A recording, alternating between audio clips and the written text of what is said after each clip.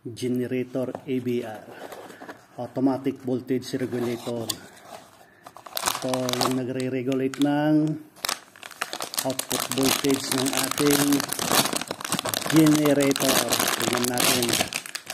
Yun, ito ang tinatawag na AVR, automatic voltage regulator.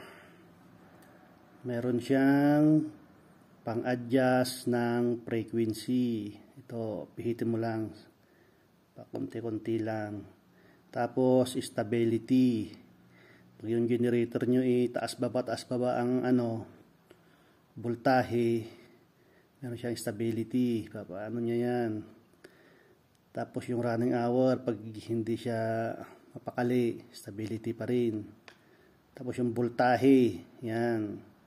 Volt, yan o. Kung kailangan yung dagdagan o bawasan ang voltahe na lumalabas. Yan.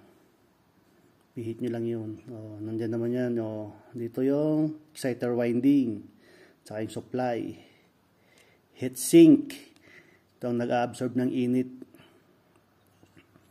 Yan. Pwede itong 110 ang supply, pwede 220. Ang ilalabas nito, 130 to 240. AVR. Thank you.